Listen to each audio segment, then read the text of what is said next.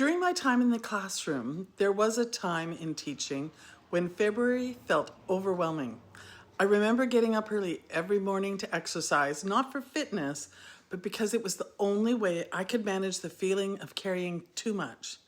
Teaching felt like a constant mental and emotional load, and I needed that time just to steady myself before the day began. This stage of the year can feel demanding for many teachers. And resilience doesn't show up all at once. It develops through everyday systems and routines. It took time for me to move out of that place over the years, getting into my teaching practice. So February didn't always feel full and purposeful. But that sense of capacity of the classroom carrying more of the work did develop slowly over time as my resilience grew through ordinary relationships and predictable structures that were built within the classroom. And that's why February stands out to me now as I look back on my career, now that I'm retired, not as an easy month, but as a revealing one. February is a full month. It comes with so many different layers of demands. There are special days like Mother's Day, Valentine's Days that are added to the regular routine. There's professional development, and in my case, it was during the week. And we had it on multiple days, Tuesdays and Thursdays. Assessment is underway as report cards approach. And in many schools, or at least in my school, there were large community events where classrooms are expected to showcase learning. That's a lot. By this point in the year, many of the teachers are making decisions continually across long stretches of the day. And I mean, that sounds like all of our days every day, but as classroom demands get bigger, that places increasing demands on executive function and self-regulation of the teacher. So February isn't light, but it also doesn't have to be fragile in the way early fall can be. It's a month where the classroom begins to show what it can do. One February, my entire school, kindergarten through grade 12, held a large open house for the community. Families and visitors moved through the building, and students were expected to explain what they had been learning in all classrooms. In my classroom, that responsibility didn't sit with me. I'm not standing at the front of the class and explaining this to the teachers. It sat with the students. They rotated through stations that they had helped prepare. They explained what each one represented, and they spoke about projects they had worked on for weeks. They answered questions, guided visitors, and they took pride in their own work. And that didn't happen because February was easy. It happened because the routines, expectations, and structures that we had established and practiced all year were now doing a lot of the work for us. They had become automatic. So predictable classroom system reduced the overall cognitive load that was dependent on me.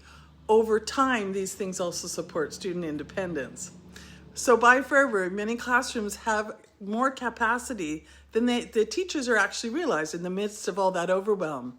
Students are often moving independently between tasks, and they're explaining their thinking more clearly.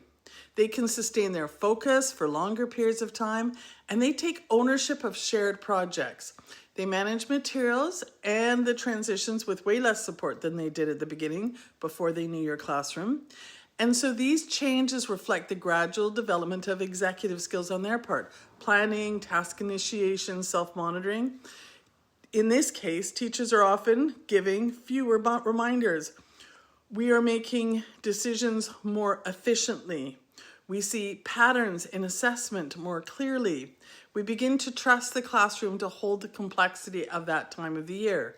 So February is busy, but it's also a month where competence becomes visible.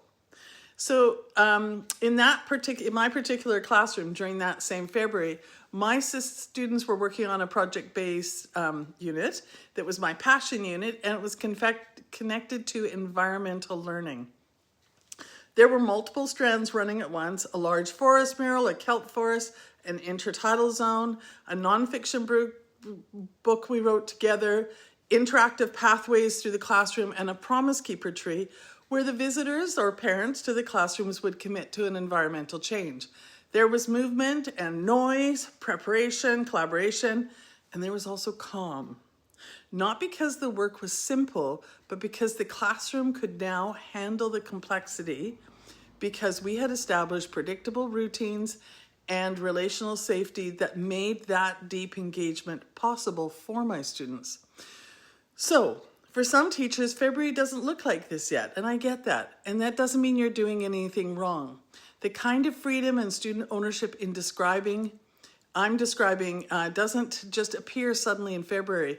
It grows slowly through your routines and expectations that you've taught, your students have practiced, you've revisited after breaks, and you've protected them all year.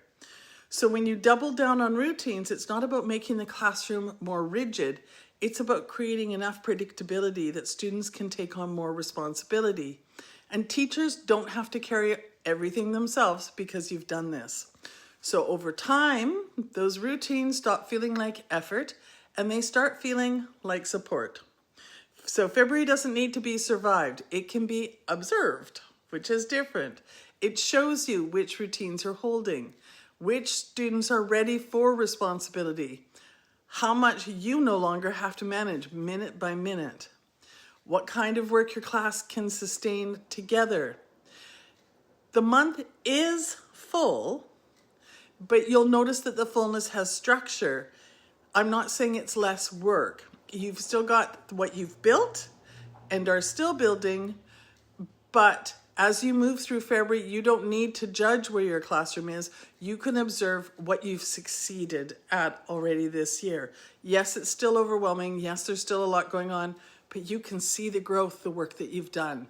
So you might simply notice one routine that's holding more than it used to, one moment where students are taking initiative without prompting, one place where you can step back, even briefly.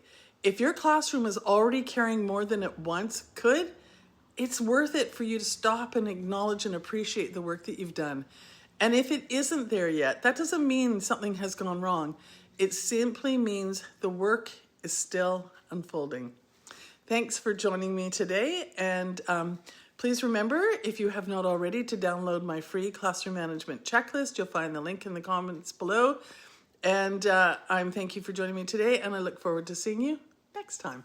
Bye for now.